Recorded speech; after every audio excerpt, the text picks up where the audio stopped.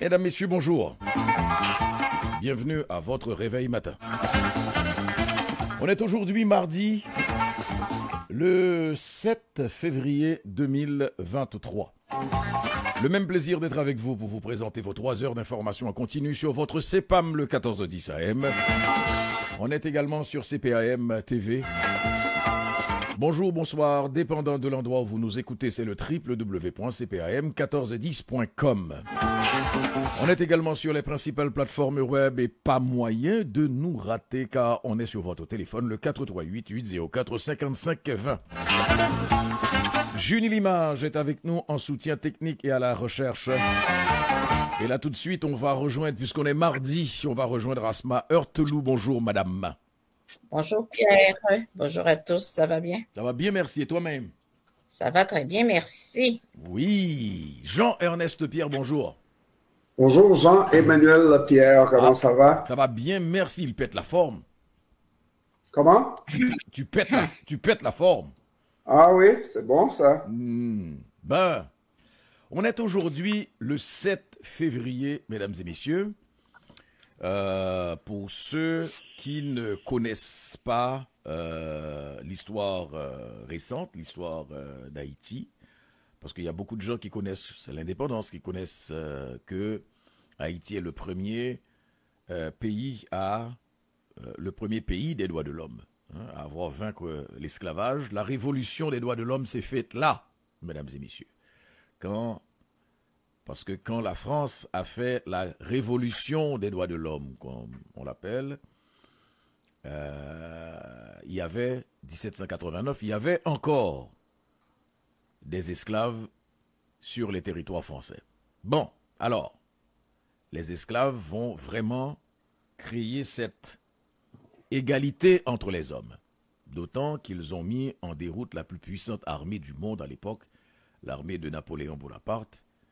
Bon, n'empêche que Gobineau va venir après sur la supériorité des races, etc. Mais déjà là, en 1803, après la bataille de Vertières, les esclaves avaient nivelé, avaient résolu le problème, comme on dit, sur la supériorité des races.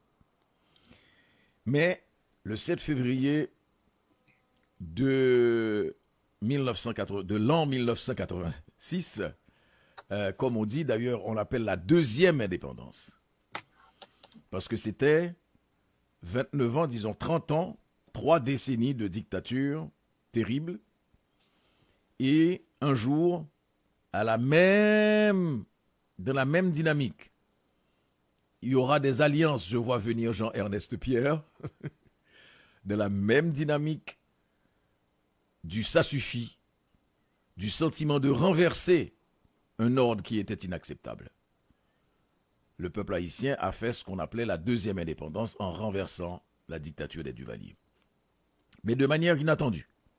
Tout aussi inattendue avec, évidemment, tout ce que ça a coûté. On pense toujours à ceux qui allaient déclencher cette grande mobilisation, la mort de ce qu'on appelait à Radio Haïti à l'époque les 3 fleurs d'espoir. Jean-Robert Sius, Mackenson Michel et Daniel Ismaël. Je ne dirai pas où ça s'est passé. Ce n'est pas nécessaire. Parce qu'on le voit, hein, on voit sa posture. Et Jean-Ernest Pierre, première indépendance, deuxième indépendance, au même endroit. On devrait déjà amorcer la 3e parce que... Ouais, il est temps. Non, mais Jean-Emmanuel, aujourd'hui, c'est 37 ans, là. Oui, absolument. Depuis cet événement, encore une fois, on va toujours se rappeler qu'est-ce qu'on faisait, où est-ce qu'on était, etc. Et il y en a qui nous écoutent, qui étaient en plein dans la tourmente à Port-au-Prince. Et moi, j'étais déjà au Canada et on vivait ça à distance, mais vraiment tout aussi intensément. Moi, la seule chose que je me pose, est-ce qu'on a fait tout ça pour ça? Bon. Mais il faudrait peut-être, il faut poser cette question-là depuis 1804. Est-ce qu'ils ont fait tout ça pour ça? Ouais. Ouais, il faut... Parce- Je ne sais pas, parce que 1986, c'était un moment aussi dans l'histoire extrêmement important, dans l'histoire.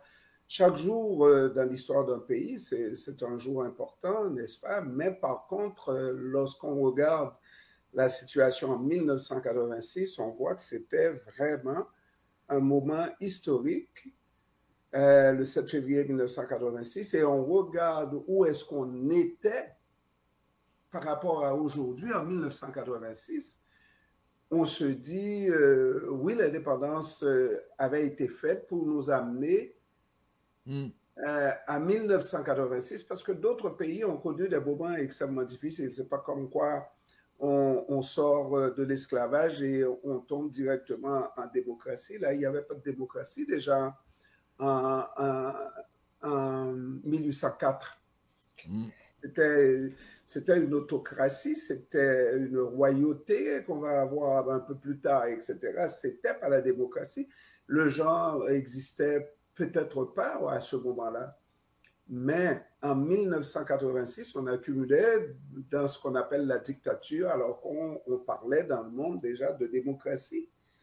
Et on rêvait en Haïti de démocratie. Mais si on se réfère à ce qu'on vit aujourd'hui, on se demande, entre 1986 et 2023, mais laquelle situation était meilleure? Ou est-ce que cette situation aujourd'hui qu'on vit est meilleure? Et c'est pour ça que je me demande, est-ce qu'on a fait 1986 pour ce qu'on vit aujourd'hui, pour avoir ce qu'on vit aujourd'hui? Ouais. C'est là le fameux tout ça pour ça. Ouais. Bon, et les deux questions se valent, et évidemment avec cette perspective historique aussi. Non, mais Jean-Emmanuel, tu n'as pas l'occasion de tergiverser, là, de dandiner les deux questions. Tu comprends que entre 1804 oui. à 1986, ouais.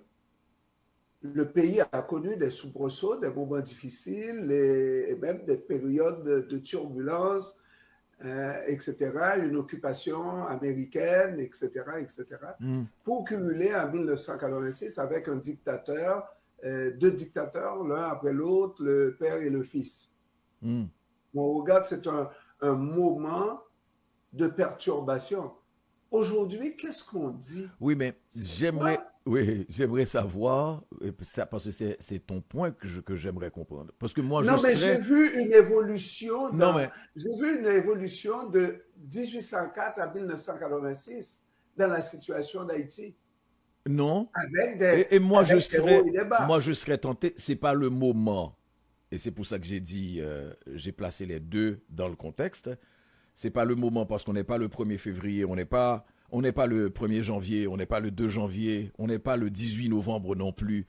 Donc, on capitalise sur le 7 février. Moi, j'aurais tendance à dire, effectivement, comme Asma, je remonterai à 1804. Tu me dis que je tergiverse pas.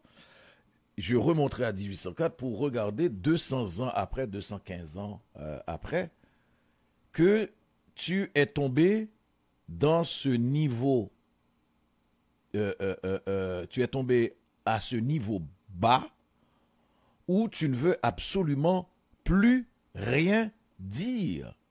Bon.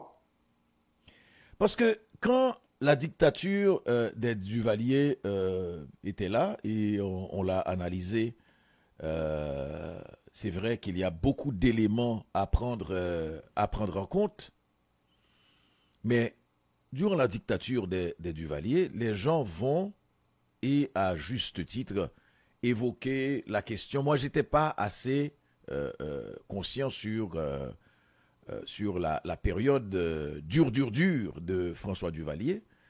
Et j'ai plus connu Jean-Claude Duvalier. J'ai surtout connu Jean-Claude Duvalier, puisque je suis un enfant de cette ère-là. Et ce qu'il faut retenir, c'est que dans la mécanique politique, il y avait évidemment des problèmes d'engrenage, etc., etc. Mais l'impression, et c'est ça une dictature, l'impression c'est que l'ordre régnait, tu sais, l'ordre est cimetière, me diront certains. Ensuite, il y avait cette impression, puisque c'était la République de Port-au-Prince, que tout fonctionnait, qu'il y avait du courant, qu'il y avait ci, qu'il y avait ça, qu'il y avait ça, etc., etc.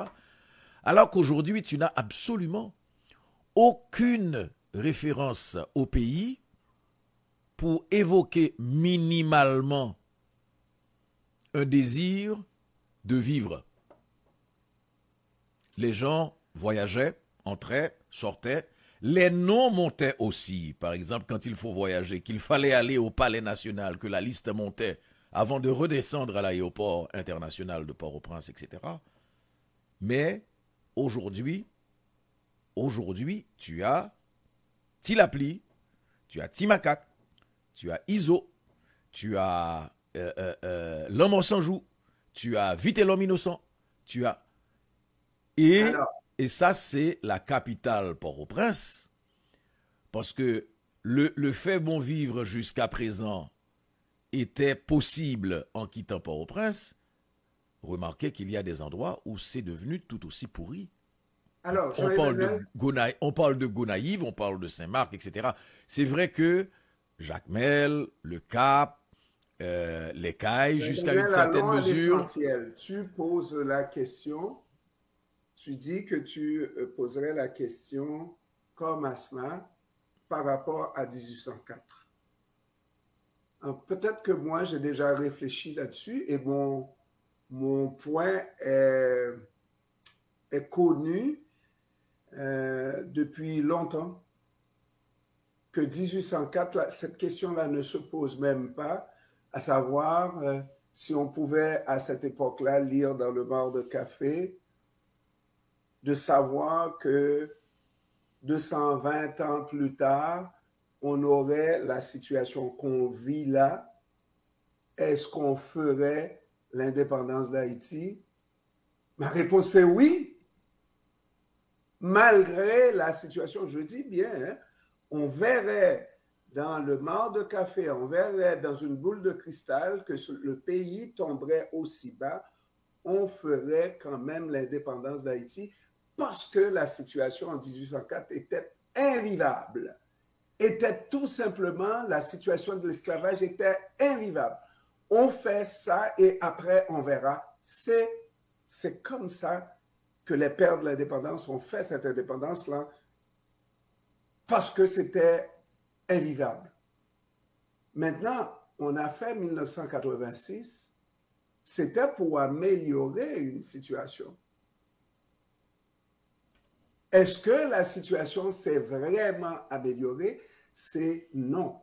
Depuis 1986, ces 37 années-là, le pays n'a fait que chuter.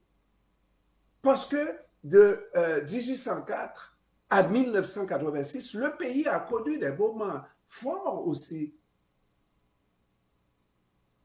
On a payé la dette de l'indépendance, on a fait le bicentenaire, mais voilà, électrification, on a eu un système de communication téléphonique dans le pays vraiment extraordinaire.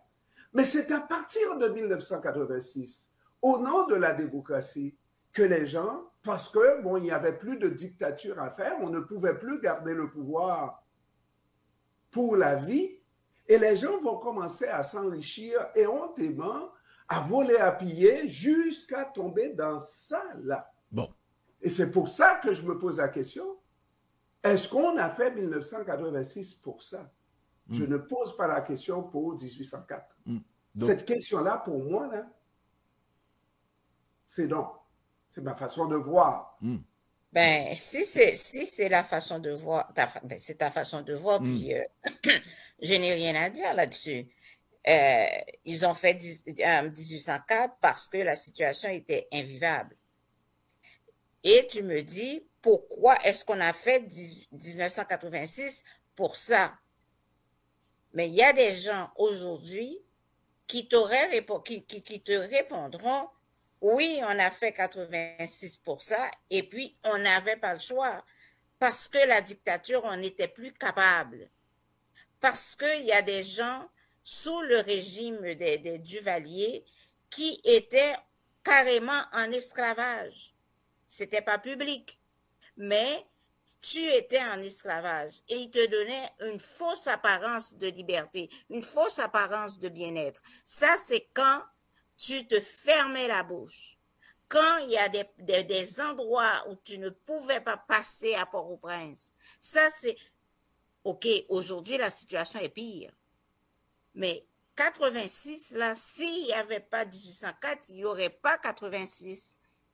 Donc, et il n'y aurait pas 2023. Donc, est-ce que 1804, on l'a fait pour être là où on est aujourd'hui? Asma, je vais à l'essentiel. Si on voyait dans le Mar de Café 1986 versus 2023, on aurait fait 1986. Bien sûr. Alors, et là, je parle du foisonnement. Laisse-moi terminer. Je parle du foisonnement. Mais ça, c'est toi. Toi, tu l'aurais. Mais laisse-moi terminer. Je t'ai laissé parler sans intervenir. Bah, on l'aurait fait. Est-ce que tu as fini? Bon.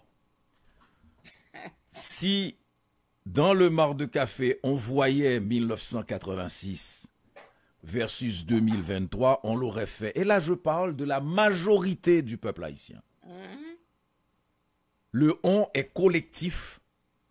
À l'intérieur même du régime, le régime était devenu, peut-être que les pontes du régime n'auraient pas embarqué là-dedans, mais à l'intérieur même du régime, on voyait que c'était devenu inacceptable.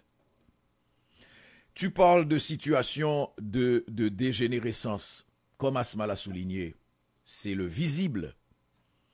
Mais va demander à tous ces paysans, sans parler de conditions aujourd'hui, etc., va demander à tous ces paysans qui voyaient leur plantation de café, pas ravagée, mais quasiment volée par des chefs de section, et qui allaient vendre avec bon, c'est le mot comprador qui m'arrive en tête, mais les exportateurs, etc., etc., parler de toute cette réalité dans l'arrière-pays, parler de cette réalité dans les bas quartiers de Port-au-Prince, où on ne pouvait pas souffler sans avoir quelqu'un derrière ton dos. Bon, on racontait, mesdames et messieurs, qu'en regardant qu'il fallait éviter de parler devant une lampe à huile, on l'a peut-être grida pour bien l'autre, parce que le dictateur pouvait savoir à partir de cette lampe ce que vous vous disiez. Imaginez la condition dans laquelle tu évoluais au jour le jour. Aujourd'hui, on regarderait dans le Mar de Café, 23 ans plus tard, comme tu l'as souligné, la majorité du peuple haïtien aurait fait la même chose, aurait refait 86. Tant pis pour ceux qui n'ont pas su maintenir le flambeau du rêve de 1986. Comme c'est malheureux, et tant pis pour ces fils indignes qui n'ont pas su garder le rêve, maintenir le rêve de 1804. Le rêve d'indépendance, de cette capacité de regarder le blanc dans les yeux et de lui dire les vraies choses. Et de réagir et de dire que c'est inacceptable. On ne peut pas refaire l'histoire, malheureusement. Bon. Maître Pierre, dernier mot? Alors, moi, je te dis encore une fois, le fameux « on » qui est inclusif, Jean-Emmanuel, là, attention. Parce que c'est là, à partir de 1986, qu'on se pose véritablement. Parce que la première étape de 1804, oui, c'était obligatoire. On ne pouvait pas continuer. C'était une vie inacceptable, une façon de vivre inacceptable que nous imposait le colon. Non, et ça a changé. D'ailleurs, si ça n'a pas profité à Haïti beaucoup, à Haïti, ça a profité au reste du monde.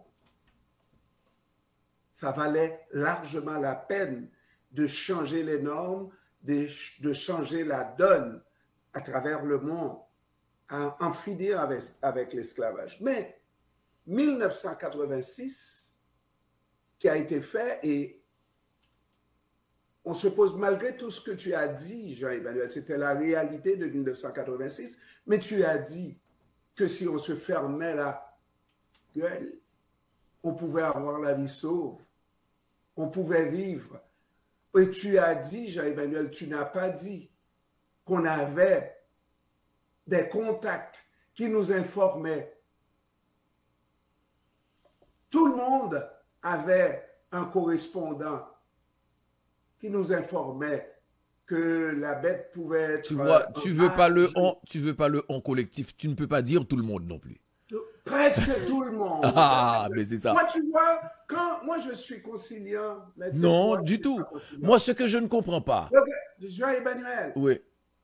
Tu sais, moi, combien de fois que je t'ai donné l'exemple de Radio Haïti qui frappait sur la dictature, qui nous montrait comment faire pour changer un pays, n'est-ce pas? Et qui avait des moments où on frappait moins parce qu'on savait que c'était le moment dangereux pour le peuple, pour la radio et tout ça. Tout le monde avait ses informateurs, hein, qui pouvaient, et si votre nom descendait, eh bien, il y avait quelqu'un qui pouvait aller implorer pour vous. Aujourd'hui, là, face à Tilapli, il n'y a rien à faire. Non, il y a tout. Il n'y a rien à faire. Non, mais il y a toujours... Aujourd'hui, là, de 1986, 37 ans, toi tu parlais de 23 ans, c'est 37 ans de chute. 37 ans de chute. Est-ce qu'on a fait 1986 pour faire 37 ans de chute, Jean-Emmanuel? Moi, je réponds pour moi. Si on devrait faire tout ça, pour faire 37 ans de chute, ça ne valait pas la peine de faire 37 ans de chute. Est-ce que je vais te laisser terminer, Asma. La première chose, c'est que tu vois que j'ai même pas besoin de souligner le on collectif qui est inévitable dans ce qui s'est passé. Donc toi aussi, systématiquement, tu dis on, parce que toi, tu n'es rien. Moi, je ne suis rien comme individu. Asma n'est rien comme individu. Ce qui s'est passé, qui a renversé l'ordre des choses, c'est une dynamique collective. Ça, c'est la première chose. La deuxième chose qu'il faut souligner, on vient à l'essentiel pour souligner qu'il y a, dans ce cas, deux rêves de liberté dans des conjonctures différentes, dans des moments différents de l'histoire du peuple haïtien. Tu as deux rêves de liberté. Un rêve de liberté contre le colon, un rêve de liberté contre une dictature sanglante. Deux rêves de liberté qui se valent, quels que puissent être les résultats. Oui, Madame Heurtelou. Non, ça va, ça va. On s'en va, on fait la pause commerciale. Il est 6h30, mesdames et messieurs. De l'autre côté de cette pause commerciale, on revient pour lever le voile avec vous. Jean-Ernest va sûrement nous préparer quelque chose à ce moment. On l'attend. On l'attend.